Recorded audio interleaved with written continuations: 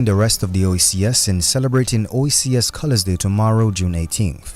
In the news from the region, the government of St. Kitts and Nevis responds to circulating reports of alleged U.S. travel ban. And internationally, Prime Minister of Canada says maximum pressure is needed as Canada levies more sanctions against Russia. The details of these stories and more coming up next.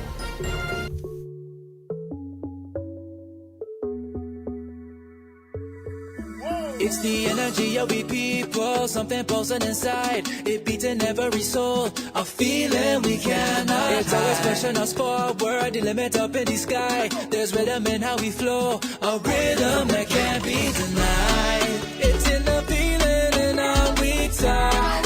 It's in the meaning in our spark. It is the thing that sets us apart. Who we are, 'cause the rhythm of life keeps bumping.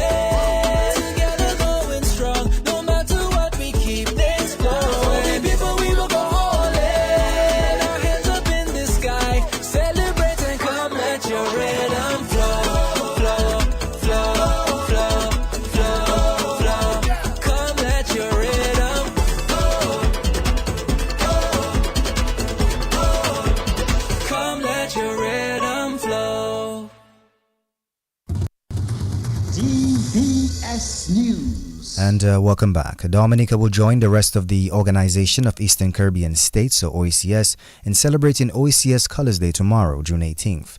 Dominica's ambassador to the OECS and CARICOM, Dr. Gerard Jajak, says the significance of Colors Day is to celebrate the strength and unity of the regional grouping. OECS Flag Day is really a celebration of our differences and similarities. You can see the colors, white, navy blue, yellow, lime green. The significance is that we are individually beautiful. Put together, we are even more beautiful. So individually as islands, we're strong, we are resilient. But together, we are even stronger. And of course, we have many examples, recent examples of the OECS islands bonding together to become stronger after adverse weather conditions, during COVID, currently in the new geopolitical configuration. We continue to work together to seek prosperity and peace of our citizens. So the idea, the concept of the colors is to really celebrate, note our differences, yes, individual differences, but to celebrate our togetherness and our beauty, our strengths as one grouping. And this is a message that persons can take in their own personal lives as well. That is, you're different from your neighbor, but together in your community, you can do things to build your community. We in Dominica, we have been celebrating OECS Colors Day this month by doing a few activities in the community. We have, on Saturday just past, we were in Bells, painting up, sprucing up, I would say. It was already painted, the Bells Primary School. We joined the 4-H club at the hospital to plant some plants in a planter. And on the 18th, we will also be embarking on a flower planting project at the stadium. We're going to add some extra color to the area. So everyone is invited to celebrate our differences and our uniqueness as one people. And that was Dominica's ambassador to the OECS and the CARICOM, Dr. Gerard Jajak. Prime Minister Roosevelt Skerritt says countries within the OECS region must leverage the opportunities which are available to create a more economic growth for their people. Mr. Skerritt was addressing the 7th seating of the OECS Assembly in St. Vincent today. The assembly is being held under the theme Strengthening Regional Unity in a Shifting Global Order. I have seen the world change dramatically over the last 25 years. The world is a more difficult place for countries like ours. And I believe that, not to preempt the bills that are before us, but I believe these are the kind of things that we need to be looking at in order for us to see how we can keep more of the money that we have generated within our economies to remain in the union. The reality is we are importing way too many things that we are producing, and some of it even in better quality. Yes, one may say that there are issues of transportation and etc., and of course the phytosanitary conditions and port health and all of these things that the bill is seeking to address.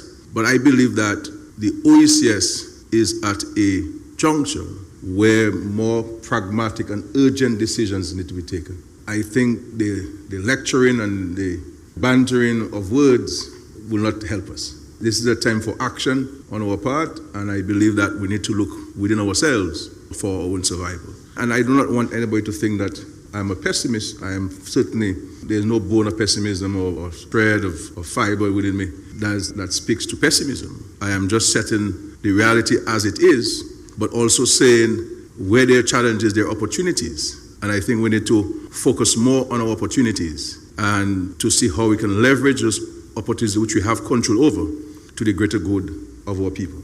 The Dominican leader says heads of state within the region must also look at the relevance of their membership within the international agencies. I believe where we and the WTO are concerned, that is to say the OECS, I think the OECS needs to have a serious conversation. And the reality is, with all of these international organizations, is there really a need for us to be members? The sheer cost of going to these conferences, plane tickets and hotel and per diem and so on. What's the resultant benefit to this thing? And so I believe that the OECS needs to have, and I think it has to be a collective action. It can't be an individual action. It has to be a collective discussion and a collective action on this, and to determine what is our role in this. Because as far as I know, democracy dictates that the majority rules. If you go to the United Nations and the 190 plus countries vote on a matter, and then it goes to the Security Council, and one country can say no by veto power. 5 countries have that privilege. This can't be democracy as we know it. If we say the ayes have it, we can ask for a division and determine really whether the ayes truly have it in our democracy.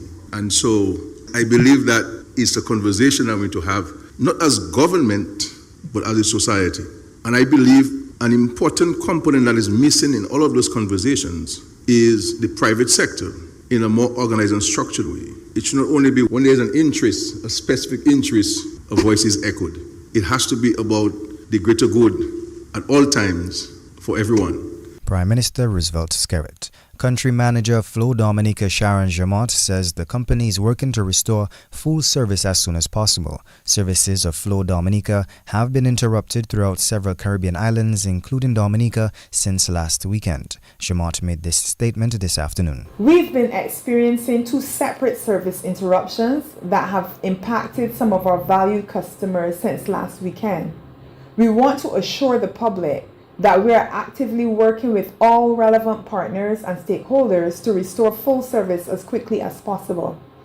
As it relates to our fixed services, the disruption began at approximately 2 p.m. on Saturday, June 14th, following a commercial loss of power at one of Flow's key network facilities.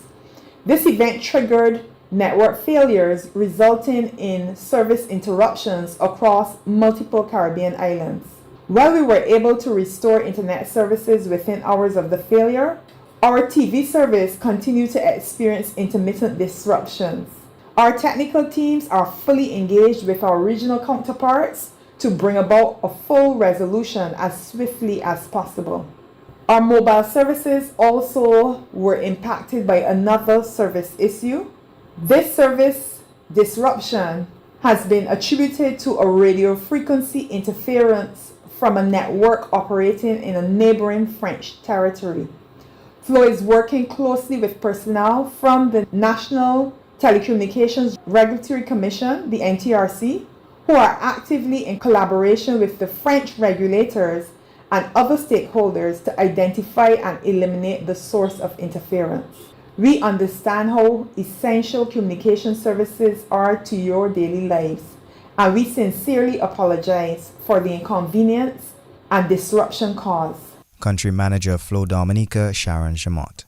Minister for National Security Reuben Blackmore says efforts are being made towards ensuring greater police presence on land and sea. Blackmore says the Dominica Police Force is working with its international partners to strengthen the country's ports of entry. The National Security Minister says community policing initiatives will also be boosted. We are also making some investments, working in concert again with our international players to further fortify our borders, the details of which I cannot get into, that will allow us, the police, working with the customs, to better monitor our borders, our seas, and our bays.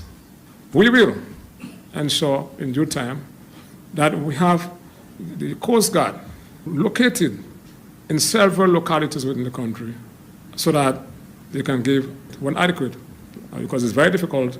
We have a number of natural beaches around the country, surrounded by sea. But Commissioner, I want to commend you for your work so far, the police, the Deputy Commissioner of Police. I'm seeing additional patrols on the street. I'm feeling a little happier, and the Dominican public certainly feeling a little happier. We have to continue to move with greater speed on the issue of community policing, because the people in Casa Comfort, Girardel, the Wallhouses, Kenfield East, Santa Roma, and Emsall need some police presence also, and need to be organized into forming what they call neighbor watch groups, and to continue to that national effort of getting officers in the districts, in your stations, to patrol the streets, and to, with the additional 59 police officers, and to also pay attention to the gardens, and to have police presence there as a staple item on our beaches and at our hospitals. We need to ensure that our police officers are all about. And that was Minister for National Security, Ribbon Blackmore. A local businessman for the community of Soufriere, as Scott said, is donating in an amount of $1,000 to his constituency. This year, Mr. Bellot will present a scholarship in the name of the late veteran broadcaster Ferdinand Frampton, and will also award two $500 scholarships to deserving students who successfully passed the Grade 6 assessment examination. I think one of the ways to give back to our community is to invest in the young people for a brighter future. This year, I'm going to be making the same donation to St. Luke Primary, which will be called the Ferdinand Frampton Scholarship. I am not willing to do this scholarship as long as God gives me the strength and the financial resources to do this as long as I can. In Soufriere Primary, since we only have one school between Soufriere, Scottsdale, and Gallium, I've done the same thing as well, where I'm going to be making, for the second year in a row, $500 scholarship to the less fortunate child that passed the common entrance exam or the grade 6 assessment at Soufriere Primary. And that scholarship is made in the honor of my name, Nadine Augustine. I'm so grateful that my mom has made sure that I took education very seriously. And then to let her know, I'm so proud of her in making sure I pursue my education even after I left Dominica. That to make a scholarship in a name is one way I can show gratefulness. So the Nadine Augustine Scholarship will be done at the Soufriere Primary, and then this is the second year that scholarship will be made in honor of my mom, Nadine Augustine. And that was a local businessman, Jeff Bellot, taking us to the end of this evening's National Focus. Up next is news from the region and international.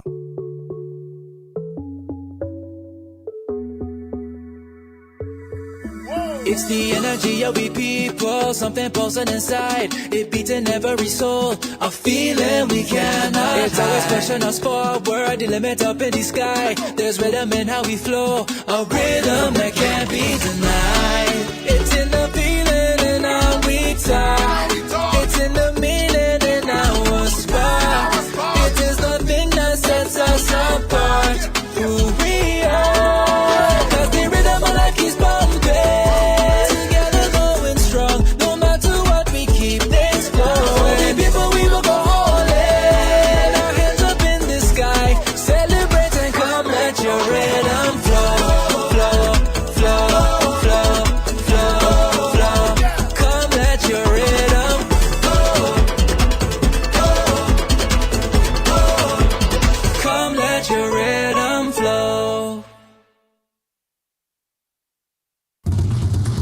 DBS News. And welcome back. Now news from the region. The government of St. Kitts and Nevis says it has taken note of reports now circulating on various platforms suggesting that the United States of America has imposed or is preparing to impose a travel ban that includes the Federation of St. Kitts and Nevis and which may affect the ability of its citizens to enter the United States. The government said in a statement that while they understand the concerns that such reports may naturally generate, the government of St. Kitts and Nevis wishes to make it absolutely clear that that no official correspondence or communication has been received from the United States government, whether through their embassy, consular representatives, or any other channel indicating the existence or impending issuance of any such travel ban or restriction that targets St. Kitts and Nevis or its citizens of St. Kitts and Nevis. The government also added that they take any and all indications of potential threats to the rights and mobility of their citizens seriously. Although no formal notice has been issued or received, the mere circulation of such a report is concerning enough. Internationally, Prime Minister Mark Carney has announced that Canada is levying new sanctions against additional Russian individuals, entities, and more than 200 Shadow Fleet vessels. The new sanctions are the latest in a series that Canada has issued since Russia's invasion of Ukraine in February 2022. They also come as Ukrainian President Volodymyr Zelensky is meeting with Canadian officials at the G7 summit in Kanaskis, Atlanta or Alta. Support for Ukraine was listed as one of the central topics of this year's summit, which Carney is hosting. Zelensky is attending as a non-member invitee. This brings us to the end of this evening's news. Up next is sports. Covering the nation and beyond. DBS Sports Report.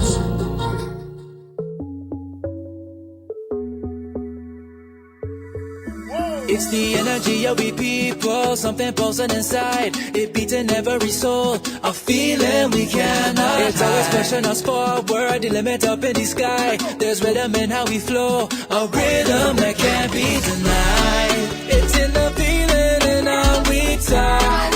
It's in the meaning in our spark. It is the thing that sets us apart. Who we are, 'cause the rhythm of life keeps pumping.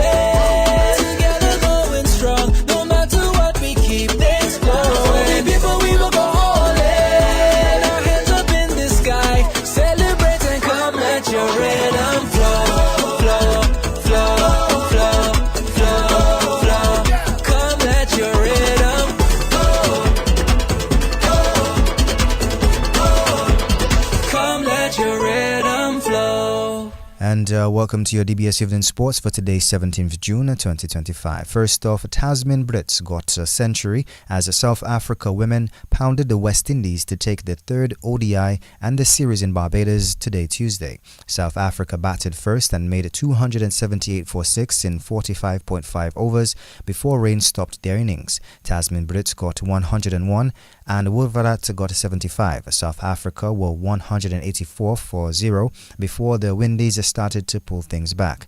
Afi Fletcher took 3 for 53. Haley Matthews 1 for 46. Chasing a revised target of 288 from 39 overs. The West Indies were out of the game very early and were 29 for 5 at one point before being bowled out for 121. Jazara Claxton got 43 not out. Aliyah Allen got 32. Masabata Class took 4 for 25. South Africa won by 167 runs via the DLS method. South Africa won the 3-match series 2-1. West Indies captain Haley Matthews says it was a poor effort. Yeah, it was probably a pretty hard day. They obviously got off to a really good start with the bat, and yeah, we probably didn't get off to the best one with the bat as well. So yeah, we're up to scratch and probably at the levels we wanted to be playing at today. 184, I think that opening partnership was. How much of that do you put down to excellent batting and how much to disappointing bowling? Yeah, we probably weren't quite on the mark today. Still, I think kudos goes to the two openers from South Africa. I think they did play really well. But we did offer up, I guess, too many boundary balls, which kind of put them on the front foot and made things a bit easier for them to kind of just get through their innings and be able to build. Yeah, 73, 51 and 184 aforementioned, the opening partnerships for South Africa. Lack of penetration with the new ball. I knew I asked you about that previously, but how much of a concern really is it not getting those early wickets? Yeah, well, I think still at the same time you have to look at our squad. We obviously have two young players opening the bowling right now. We have someone like Chanel Henry, who's our experienced opening bowler missing. We have someone like DeAndre Dotton, who's our other opening bowler missing as well. So these are girls getting opportunities and learning from experiences like this, and they'll only learn against tougher opposition that they play. And that was West Indies captain Haley Matthews. The premier sporting event for student athletes in the Windward Islands is set to get underway next month with the staging of the 2025 Winlot Windward Islands Interschools Games in St. Vincent. The competition, which will feature student athletes from Dominica, St. Lucia, Grenada and St. Vincent, will get underway on July 26. The students will compete in track and field, basketball, volleyball, netball and football. Each country will be able to field 62 athletes along with team officials. Last year's tournament was cancelled due to the impacts of Hurricane Beryl in St. Vincent. Speaking at the launch of this year's competition, St. Vincent and the Grenadines Minister for Sports, Dr. Orlando Brewster, says all pieces and parts are in place for a successful Windward Games 2025.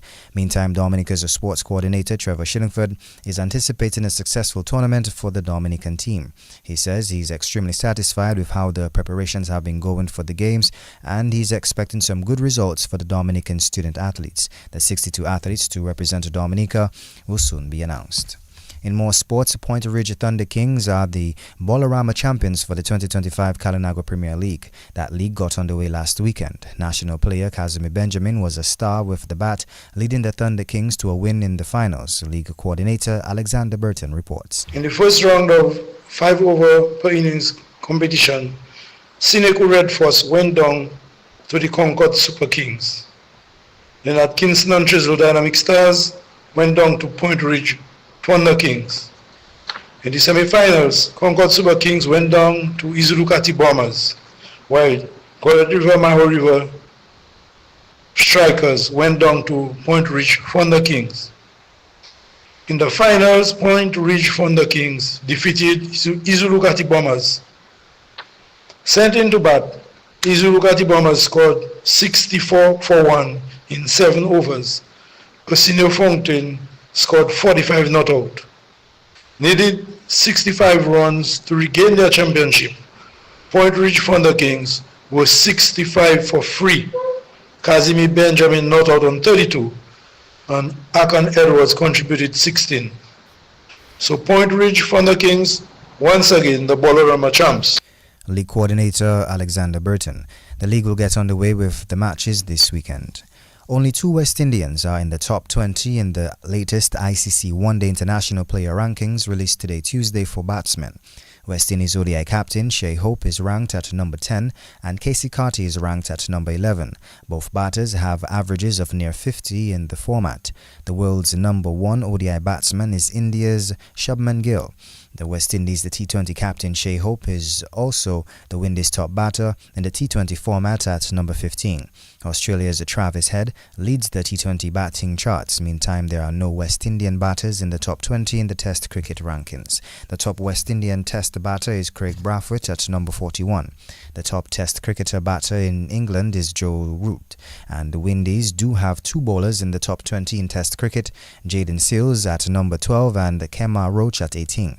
India's Jasprit Bruma is the leading Test bowler. Gudakesh Moti at 16 is the top ODI bowler, and Akil Hussain at number 5 is the top T20 bowler for the West Indies.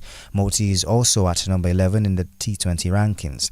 On the women's side, Hayley Matthews is ranked at number 2 on the ODI cricket and T20 cricket batters charts. In some more sports, Jamaica's Prime Minister Andre Holness says Sabina Park will be fully ready for the hosting of the first ever day-night test match in Jamaica. The venue will play host to the West Indies and Australia in July. Holness made the comments at the official ceremony to mark the installation of the new lights at the Sabina Park. He says the $75 million Jamaican dollar investment into the lights was mandatory. And almost everything, whether it is the player development side or the potential commercial side, there has to be an investment in infrastructure. We have this wonderful facility here, Sabina Park, historic road, great potential, but the lights, which persons observing might say it's a simple thing to put the lights in, but it is quite an involved process, as you have explained, and it does take public investment. Yes. And these lights are supported, purchased, paid for by the government of Jamaica. And I'm glad to hear that as a result of this $75 million investment, you will see international cricket coming back to this sacred ground. And that was Jamaica's Prime Minister Andrew Holness. Head coach of the DSFC football team, Jordan Luke, believes internal challenges, including player rifts and departures due to personal reasons, are part of the reasons the struggles of the team so far in the DFA Premier League is how it is. The newly promoted DSFC have lost 8 matches out of 9 and are sitting in 9th place on 3 points at the end of round 1. Well, the first half, I think it was a bit of hard luck. It was a bit of unfortunate circumstances. You had instances where players, for personal reasons fell out, got disjointed. We had some rifts forming in the team. I think in the transfer window, the number of players who have left shows that maybe there might have been some internal struggle going on. But I think in the end, what really happened is the people who maybe had, other objectives or had their eyes turned or maybe wanted a different life. Maybe I want to be in a different place. Maybe I just want something different for myself. That is also a possibility, and that is also fair, But then you also had players who left because they didn't want to accept the new structure, which I want to create. And that was head coach of the DSFC football team, Jordan Luke. Captain of the Surgical South East football team, Sidney Lockhart, is calling for patience as his squad looks to regain the form that made them champions in Dominica's football for a number of years. Lockhart says the club is going through a rebuilding phase as South East are currently tied for 6th place at the end of round 1 with 12 points. Well, right now we really trying to rephase because a lot of players left and we trying to recruit young new players. And right now we understand is rebuilding process, so I guess that's what that comes with it. But we're trying to keep the losses to a minimum. But I guess it's not working out right now. All right, things are not really working your way so far this season, but there are a few bright spots. For example, Darren James, although he didn't fire tonight, but it's been good for you guys this season. Yeah, it's been really good. I mean, top scorer of the league right now. But I guess maybe the international break had a little effect on the guys. We didn't train enough. Like, all that impact make him lose a sort of his form. Captain of the Surgical South East football team, Sidney Lockhart. Meantime, Dubla tops the points table with 23 points. Maho are second on 20. Valvoline United are third on 15 points. Roosevelt Skerrit Bombers and Middleham United are also on 15 points. Surgical South East and Promex Harlem United are on 12 points. Point Michelle has 8 points. DSFC 3 points and East Central 2 points. West Indies T20 captain Shea Hope says it is good to end the UK tour on a high note. The Windies, after being whitewashed by England in the white ball series, bounced back on the weekend to beat Ireland.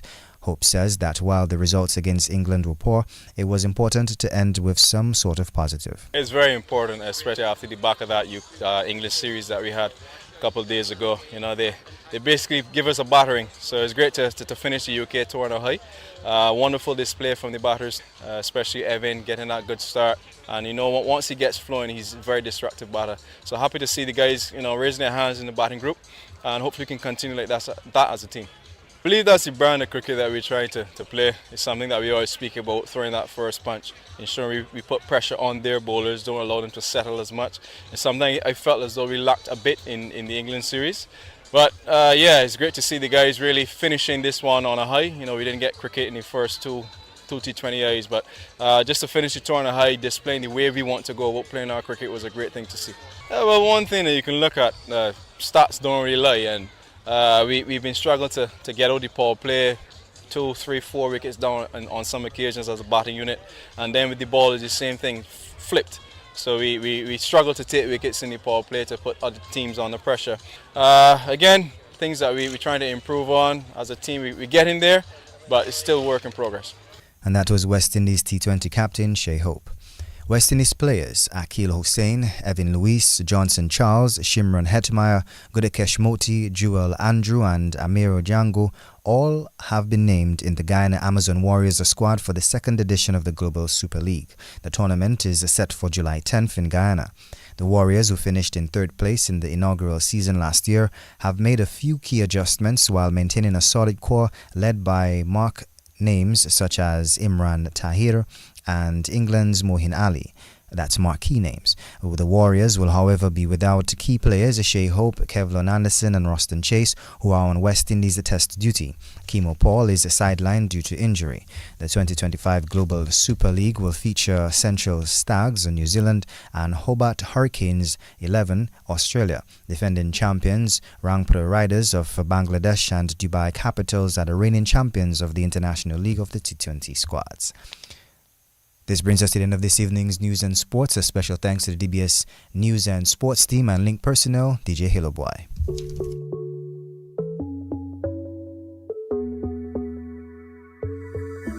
It's the energy of we people, something pulsing inside. It beating every soul, a feeling we cannot. It's always pushing us forward, the limit up in the sky. There's rhythm in how we flow, a rhythm that can't be denied. It's in the feeling in how we talk. It's in the meaning in our spark. It is the thing that sets us apart. Who we are, 'cause the rhythm of life keeps bumping.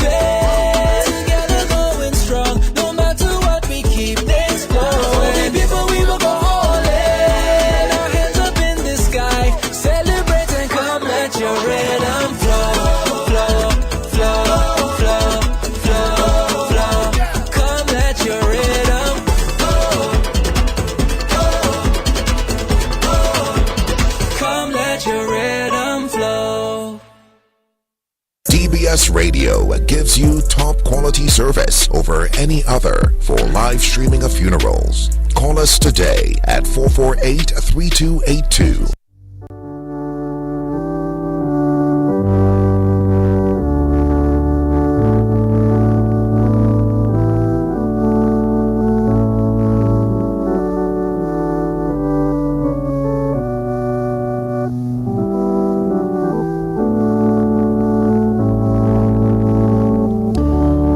Welcome to this evening's edition of the DBS Radio Community Bulletin Board. It is the 17th day of June 2025. We'll begin with this evening's edition of the DBS Radio Death Announcements. We announce the death of Cletus Bruni, age 80, of La Plaine. He died on Friday, the 30th of May at the Dominica China Friendship Hospital. He was the father of Lynn, Laurie, and Kadim Romaine. He will also be remembered by his sisters Helen, Sylvia, and Teresa, his adopted sister Clementina, his brothers Randolph and Skevington, nieces Moran, Clarice, and Denise, nephews Denley, Derek, and Kenny, grandnieces Holly, Keria, Denilia, Alana, Angie, Nibble, Sky, Skayana, and Brianna, his nephews Raul, Rashim, Sean, Chris, Caleb, Kadim, Ken, Kashim, and Rakim. Cousins Austin, Bennett, Bevo, Ethley, and Anastasie Leblanc.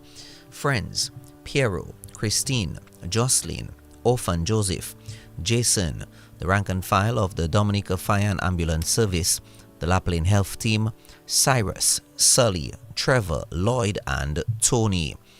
The Bruni, Stedman, Barry, Laron, and Loda families are the relatives and friends, names too numerous to mention. The body of the late Cletus Bruni of La Plaine can be viewed from 2 p.m. on Wednesday, the 18th of June at the La Plaine Roman Catholic Church. The funeral mass will take place at 3 p.m. and will be followed by interment at the La Plaine Roman Catholic Cemetery. Management and staff of your nation station DBS Radio extends deepest condolences to all bereaved. Thank you very much for joining us on this edition of the DBS Radio Community Bulletin Board. The next edition, to hear your announcements on DBS Radio, the nation station where everyone listens, come in to the DBS Sales and Marketing Team's office Mondays through Fridays between the hours of 8 a.m. to 4 p.m. Also, you can give us a call at 448-3282, 448-3283. Same times and days mentioned except holidays. Coming up at 7, we have this. Radio DBS, integrando a todos los pueblos, llegando a través de diferentes idiomas, presenta su programa La Vida en Español, para llevar a sus casas el idioma español. Aquí Vamos a aprender un poco sobre el idioma, sobre la cultura latinoamericana, su música, su folclore, su gastronomía y sus costumbres. También presentaremos cómo es la vida de los latinoamericanos que residen en Dominica, así como la vida de los dominiqueses que han vivido en países de Latinoamérica. Disfruta de este programa cada 3 martes a las 7 de la noche por Radio DBS, la estación de la nación. And that's at 7 o'clock right here with my very good friend Ruben coming through with that. In the meantime,